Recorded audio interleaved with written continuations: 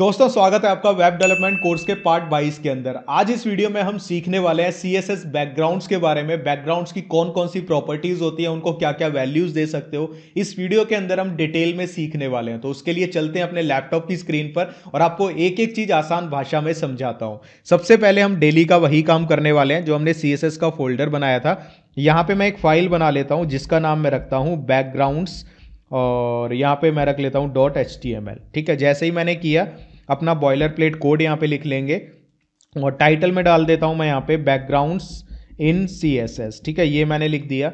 इसके बाद यहाँ पे मैं क्या करता हूँ, एक h2 टैग ले लेता हूँ और यहाँ पे भी मैं लिख दूंगा बैकग्राउंड्स इन CSS। ठीक है, ये मैंने कर दिया। इसको सेव किया, यहाँ पे सर्वर को लाइव कर लेते हैं और जैसे ही हम लाइव करेंगे आप देखोगे बैकग्राउंड्स इन CSS यहाँ पे लिखा हुआ आ चुका है। इसके बाद हमें क्या करना है, सबसे पहली हमारी जो प्रॉपर्टी होगी बैकग्राउंड्स इन CSS के अंदर वो होगी बैकग्राउंड कलर। ठीक है, बैकग्राउंड कलर क्या करता है? बैकग्राउंड कलर का मतलब है HTML का कोई भी एलिमेंट, अगर आप उसके पीछे बैकग्राउंड इफेक्ट देना चाहते हो तो उसके लिए बैकग्राउंड कलर प्रॉपर्टी यूज होगी। तो इसको कैसे करते हैं मैं आपको एग्जाम्पल के साथ बताता हूं। सबसे पहले हम एक इंटरनल स्टाइल शीट के लिए यहाँ पे टैग लगा लेते हैं। इसके बाद सपोज ये H2 है, मैं इसको बैकग्राउंड देना चाहता हूं। फिलहाल आप देखोगे इसका कोई बैकग्राउंड नहीं है। ठीक है, हमारा पीछे जो बॉडी सेक्शन है, मतलब ये व्हाइट वाला जो स्पेस दिखाई दे रहा है, ये सारी हमारी बॉडी होती है। ठीक है, तो ये उसी के कलर को दिखा रहा है, उसका कलर व्हाइट है। अगर मैं यहाँ पे सपोज एक चीज करता हूं, मैं यहाँ पे लेता हूं बॉडी और इसको मैं बैकग्राउंड कलर डिफाइन कर देता हूं। जैसे मैंने किया बैकग्राउंड कलर, तो मैं कुछ लाइट सा कर देता हूं, जैसे कि मैंने ये कलर कर दिया। ठीक है, अब मैं यहाँ पे आऊंगा तो आप देखोगे इसका कलर पहले व्हाइट था, अब कुछ अलग सा हो चुका है। और यहाँ पे H2 का जो कलर है वो बॉडी वाला ही कलर उठा रहा है, मतलब कि उसका कोई खुद का कलर नहीं है। अगर आप H2 को भी कलर देना चाहते हो तो यहाँ पे मैं क्या करता हूँ, सपोज मैं H2 को यहाँ पे कलर देने के लिए H2 सेलेक्टर ले लेता हूँ। यहाँ पे मैं देता हूँ बैकग्राउंड और यहाँ पे कलर, इसको मैं कुछ और कलर दे देता हूँ। जैसे कि यहाँ पे मैं ये कलर चूज कर लेता हूँ और यहाँ पे कलर आ गया और इसको मैं कुछ अलग कलर दे देता हूँ। ये मुझे अच्छा नहीं लग रहा है, यहाँ पे सेलेक्ट करूँगा और यहाँ पे ये वाला कलर दे दूंगा। ठीक है, ये मैंने सेव किया। सेव करने के बाद जैसे ही मैं आऊँगा तो आप देखोगे H2 को भी कलर मिल चुका है। इतना समझ आ गया कि कलर्स देते कैसे हैं, बैकग्राउंड कलर प्रॉपर्टी यूज होती है। अब इसके बाद नेक्स्ट जो हमारी प्रॉपर्टी है वो आती है ओपेसिटी। ओपेसिटी का क्या काम होता है? बेसिकली ओपेसिटी का मतलब होता है आप पर्टिकुलर कितनी ट्रांसपेरेंसी देना चाहते हो। मतलब ये हमारा जो बैकग्राउंड है, इसके पीछे की चीज अगर आप हल्की फुल्की दिखाना चाहते हो तो उसको ट्रांसपेरेंसी बोला जाता है। उसके लिए हमारी जो प्रॉपर्टी यूज होती है वो होती है ओपेसिटी। ठीक है, तो H2 में ही मैं क्या करता हूं, यहां पे लेता हूं ओपेसिटी। अब ओपेसिटी को जो हम वैल्यूज दे सकते हैं वो है हमारी 0.0 से 1.0 तक। ठीक है, अगर आप बोलोगे कि यहां पे मैं 0.9 दे रहा हूं तो 90% ओपेसिटी, मतलब जितना ज्यादा जीरो के क्लोज आओगे उतनी ही ज्यादा ट्रांसपेरेंसी बढ़ती जाएगी। मैं एग्जांपल से दिखाता हूं। मैंने 0.9 किया तो हल्का सा ट्रांसपेरेंट होगा, आपको इतना पता नहीं लगेगा। अगर मैं यहीं से 0.3 कर देता हूं तो ये 30% ट्रांसपेरेंसी लगेगी इसकी। देखो यहाँ पे किया, अब देखो ट्रांसपेरेंट हो गया है। ठीक है, तो ये होती है ट्रांसपेरेंसी। अभी आपको इतना अच्छे से पता इसलिए नहीं लग रहा क्योंकि पीछे कलर है। अगर पीछे कोई इमेज होती ना तो वो आपको इमेज दिखाई देती और आपको देखने में काफी अच्छा लगता, वो भी मैं आपको आगे करके दिखा दूंगा। तो ओपेसिटी मतलब क्या है, जिसको आप 0.0 से लेके 1.0 तक की वैल्यू दे सकते हो और जितना जीरो के क्लोज आप वैल्यू दोगे उतना ही वो ट्रांसपेरेंट होता जाएगा, और जितना 1 के क्लोज जाओगे उतना ही वो ट्रांसपेरेंट कम होगा। 1 पे कोई ट्रांसपेरेंसी नहीं होगी, 0 पे 100% ट्रांसपेरेंट हो जाएगा। अगर मैं यहां पे 0.0 कर देता हूं तो आप देखोगे एलिमेंट ही दिखाई नहीं देगा, पूरा ट्रांसपेरेंट हो गया वो। ठीक है, समझ आया कि ओपेसिटी किस लिए यूज होती है। तो हम इसको 50 पे कर लेते हैं। ठीक है, 0.5 की 50% ट्रांसपेरेंट रखो। ये समझ आ गया बैकग्राउंड कलर क्या होता है और ओपेसिटी क्या होती है। तो गाइज इसके बाद हमारी जो नेक्स्ट प्रॉपर्टी आती है वो आती है बैकग्राउंड इमेज। अभी तक आपने कलर दिया किसी भी एलिमेंट को, लेकिन आप चाहते हो कि आप उस पर बैकग्राउंड दो, कोई यानी इमेज दो एज अ बैकग्राउंड, तो वो आप कैसे करोगे? तो इसके लिए हम क्या करते हैं, सबसे पहले मैं आ जाता हूं गूगल क्रोम ब्राउजर पे और यहाँ पे हम एक वेबसाइट खोल लेते हैं पिक्साबे, और यहाँ पे हम सपोज करो कोई वॉलपेपर खोल लेते हैं नेचर का। ठीक है, नेचर का मैंने वॉलपेपर खोला। अब यहाँ पे सपोज हम कुछ भी ले लेते हैं, जैसे कि फॉर एग्जांपल कोई खूबसूरत सा वॉलपेपर यहाँ पे ले लेते हैं जिससे काम करने में मज़ा आए। जैसे कि ये लाइट्स है, ये मैंने ले लिया। अब इसको मैंने डाउनलोड कर लिया। ठीक है, ये डाउनलोड हो गया मेरे पास। अब मैं क्या करता हूँ, यहाँ पे ध्यान से देखना जो चीज़ें मैं कर रहा हूँ ताकि आपको आगे प्रॉब्लम ना आए। ठीक है, इसको मैंने ओपन कर लिया। इसको मैं कोई नाम दे देता हूँ यहाँ पे जो इजी सा नाम हो। ठीक है, यहाँ पे मैं इसको कर देता हूँ सपोज नेचर। ठीक है, .jpg, इसको मैंने कट कर लिया, यहाँ से आप कॉपी भी कर सकते हो। और जो हमारा मेन फोल्डर है HTML का, उसके अंदर हम CSS वाले में काम कर रहे हैं, मैं CSS वाले में डाल देता हूँ। ठीक है, ये मैंने डाल दिया। अब इस इमेज को मैं एज अ बैकग्राउंड यूज करना चाहता हूँ, तो मैं कैसे करूँगा, बॉडी पे लगाना चाहता हूँ।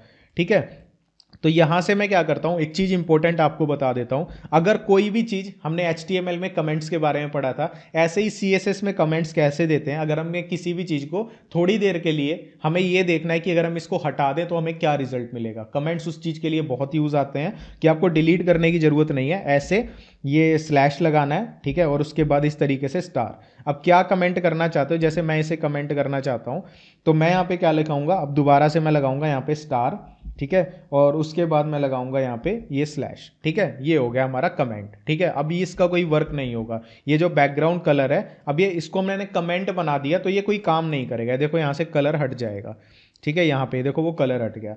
अब यहाँ पे मैं क्या चाहता हूँ, मैं बॉडी के अंदर बैकग्राउंड इमेज लगाना चाहता हूं, तो उसके लिए हम प्रॉपर्टी यूज करेंगे बैकग्राउंड इमेज। इसमें हम यूज करते हैं URL। ठीक है, अब यहां पे एक चीज ध्यान देने वाली है, यहां पे हम 2 इन्वर्टेड कॉमा यूज कर लेंगे। तो गाइज यहां पे जैसे ही आप इन्वर्टेड कॉमा दोगे, अब यहां पे आपको पूरा रिलेटिव लिंक देना है। जैसे कि हमारी नेचर वाली जो इमेज है वो कहां पड़ी है, CSS फोल्डर में। तो मैं यहां पे कैसे लिखूंगा, ठीक है, यहां पे मैं लगाऊंगा एक स्लैश। ठीक है, स्लैश के बाद मैं लिखूंगा CSS पूरा फोल्डर, उसके बाद लगाऊंगा स्लैश, उसके बाद मैं लिखूंगा nature.jpg। ठीक है, यानी पूरा स्लैश लगा के फोल्डर का नाम, क्योंकि हमारी ये जो फाइल है, ठीक है, उसके बाद किस फोल्डर में है, CSS के अंदर nature.jpg में। मैंने सेव किया, आप देखोगे यहाँ पे फोटो लग गई। अब आप यहाँ पे एक चीज नोटिस करना, ये फोटो देखो इतनी सी आ रही है यहाँ पे, उसके बाद दोबारा रिपीट हो रही है। तो यहाँ पे इसकी एक प्रॉपर्टी होती है, एक तरह से आप लगा के चलो कि ये जो प्रॉपर्टी है बाय डिफॉल्ट, अगर आप कोई भी इमेज यूज करते हो और वो छोटी होती है ना, तो वो बार बार रिपीट होती रहेगी। मैं आपको एक और एग्जाम्पल यहाँ पे दिखाता हूँ। जैसे कि H2 है, H2 को हम बैकग्राउंड इमेज अगर सेट करें यहाँ पे, तो यहाँ पे मैं क्या करता हूँ, इसी URL को कॉपी कर देता हूँ पूरा। ठीक है, ये मैंने URL कॉपी किया। अब यहाँ पे फोटो हम चेंज कर देते हैं, जैसे कि इसमें पड़ी है elephant.png। ठीक है, तो यहाँ पे मैं इसका नाम चेंज कर देता हूँ, ध्यान से देखना। ठीक है, elephant.png ये मैंने लिख दिया। ठीक है, अब यहाँ पे मैं जैसे ही सेव किया, आप देखोगे यहाँ पे ये फोटो पूरी नहीं आ रही, बट रिपीट हो रही है। देखो बार बार रिपीट हो रही है। अगर मैं इसको हाइट देता हूँ, सपोज करो H2 को हम हाइट दे देते हैं। ठीक है, मैंने इसको हाइट दे दी, सपोज करो मैंने दे दी 50 पिक्सल। ठीक है, आपको दिखाने के लिए ये मैंने सेव किया। यहाँ पे देखोगे, अब देखो ये थोड़ी सी और बड़ी हुई। ठीक है, अगर हम यहाँ पे कर देते हैं सपोज 200 पिक्सल कर देते हैं, जस्ट आपको शो करने के लिए, तो आप देखोगे यहाँ पे ये हाथी की जो इमेज है बार बार रिपीट हो रही है। और एक चीज और, हमने यहाँ पे आप देखोगे इसको ओपेसिटी दी हुई है 50% की, तो आप देखोगे हाथी के पीछे पिछले वाली इमेज भी दिख रही है। ये होती है ट्रांसपेरेंसी। ठीक है, इतना समझ आया। अभी हम क्या करते हैं, बाय डिफॉल्ट जो हमारी इमेज होती है वो रिपीट मोड में होती है, कि वो रिपीट होती रहती है। ठीक है, तो इसके लिए हमारे पास एक प्रॉपर्टी और यूज होती है कि आप इसको रिपीट नहीं करना चाहते। अगर रिपीट करना चाहते हो, पर्टिकुलर किसी डायरेक्शन में करना चाहते हो, तो उसके लिए क्या चीज होती है। ठीक है, उसके लिए हम यूज करते हैं यहां पे, जैसे कि मैं लिखता हूं बैकग्राउंड। ठीक है, और यहां पे एक प्रॉपर्टी है रिपीट। अब इसको आप क्या क्या पोजीशंस दे सकते हो, एक तो नो रिपीट दे सकते हो। ठीक है, एक रिपीट दे सकते हो, रिपीट एक्स, रिपीट वाई। अब मैं आपको एक एक करके बताता हूं इनका क्या मतलब है। अगर मैं नो रिपीट इसको वैल्यू देता हूं, तो देखो यहां पे हाथी की एक बार फोटो आई, अब रिपीट आनी बंद हो गई। ठीक है, ऐसे ही मैं क्या करता हूं, सपोज करो मैं इसको यहां पे लिखता हूं, मैंने लिखा यहां पे। ठीक है, ये मैं इसको हटा देता हूं यहां से। ठीक है, और यहां पे हम क्या करते हैं इस तरीके से, अब नेक्स्ट वैल्यू देके देखते हैं रिपीट एक्स। रिपीट एक्स का मतलब कि इस डायरेक्शन में रिपीट होगी, यानी हॉरिजॉन्टली रिपीट होगी। अब देखो मैंने रिपीट एक्स लिखा, तो यहां पे आप देखो यूं रिपीट हो रही है। अगर आप चाहते हो ऐसे रिपीट ना हो, ऐसे रिपीट हो, तो उसके लिए आप यूज कर सकते हो रिपीट वाई। ठीक है, मैंने रिपीट वाई लिखा, तो देखो यहां पे अगर हम इसको ऐसे कर देंगे ना, तो ये हमारी इस डायरेक्शन में रिपीट होने लग जाएगी। लेकिन अभी उसकी इतनी ज़्यादा वो विड्थ नहीं है, इसीलिए ऐसे रिपीट नहीं हो रही। अगर वर्टिकली रिपीट करना चाहते हो, तो उसके लिए आप क्या करोगे, उसको रिपीट वाई कर दोगे। एग्जाम्पल से समझा देते हैं भाई क्या दिक्कत है। यहाँ पे हम इसको कमेंट कर देते हैं। ठीक है, ये जो बॉडी वाला है, इसके पूरे बैकग्राउंड का यहाँ कमेंट कर दिया। अब यहाँ पे हम बैकग्राउंड इमेज दूसरी यूज कर लेते हैं। ठीक है, यहाँ पे बैकग्राउंड इमेज में लगा लेता हूँ एलिफेंट वाली। अब आप अच्छे से समझ पाओगे इस चीज को। ठीक है, ये मैंने ये एलिफेंट वाली लगा ली, इसको सेव किया। आप देखोगे, अब देखो बाय डिफ़ॉल्ट रिपीट हो रही है काफ़ी सारी बार, ठीक है। अब यहाँ पे मैं आपको अच्छे से समझाता हूँ। यहाँ पे हम प्रॉपर्टी लगाते हैं बैकग्राउंड रिपीट, ठीक है। बैकग्राउंड रिपीट लगाई। अब यहाँ पे नो रिपीट कर दूंगा तो एक बार शो होगी, ये देखो एक बार हो रही है ना। अगर हम यहाँ पे क्या करते हैं, यहाँ पे हम कर देते हैं इसको नो रिपीट की जगह रिपीट एक्स, ठीक है। यहाँ पे मैंने कर दिया रिपीट एक्स, ठीक है। तो वो क्या होगा, ऐसे रिपीट होगी, ये देखो रिपीट एक्स किया, सेव किया। अब यहाँ पे इस तरह से रिपीट हो रही है। अगर आप चाहते हो इस तरह ना हो, इस तरह रिपीट हो, उसको रिपीट वाई कर दो आप, सिंपल सी बात है। यहाँ पे मैंने किया रिपीट वाई, इसको सेव किया। अब आप देखोगे इस तरह से रिपीट हो रही है। समझ आया? तो ये तरीका है अगर आप रिपीट को कंट्रोल करना चाहते हो। तो गाइज इसके बाद हमारी जो नेक्स्ट प्रॉपर्टी है वो है बैकग्राउंड पोजीशन। अब ये क्या काम करती है मैं आपको बताता हूँ। अभी हम यहाँ से ये जो रिपीट वाला हमारा है इसको मैं कमेंट कर देता हूँ, ठीक है, ताकि ये रहे, आप इससे आइडिया भी ले सको हमने क्या क्या किया है, ठीक है। तो यहाँ पे मैं क्या करता हूँ, इसको कमेंट कर देता हूँ। जल्दी से नोट्स भी प्रोवाइड करवाऊंगा भाई, पूरी कोशिश जारी है, थोड़ा सा टाइम नहीं मिलता। सारा जितना किया और आगे करेंगे उसके हिंदी में नोट्स मिलेंगे, आपसे वादा रहा, ठीक है। और कोडिंग के साथ ये मैंने सेव कर दिया, ठीक है। जिससे क्या होगा, हमारा ये रिपीट करना बंद कर देते हैं हम, इसको नो रिपीट कर देते हैं कमेंट की बजाय, ठीक है, ताकि मैं आपको अच्छे से समझा पाऊँ। तो यहाँ पे मैं लिख देता हूँ नो रिपीट, ठीक है, सेव किया।